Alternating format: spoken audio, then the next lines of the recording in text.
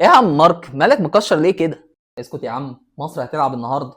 طب يا جدع ما تشجع وتتبسط، ما تبقاش غلاوي كده. اسكت يا عم فوقش، والله انت مش عارف حاجه. ماتش مصر ده بيفكرني بذكريات سودا. ليه بس كده؟ احكي لي. فاكر كاس افريقيا 2008؟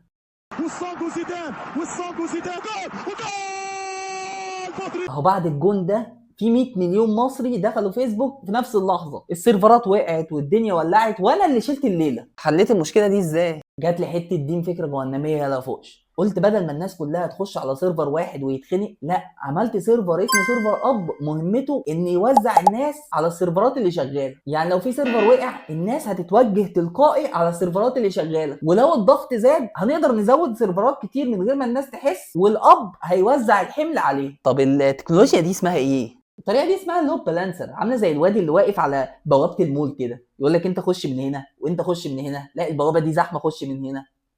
يا ابن اللعيبه يا مارك.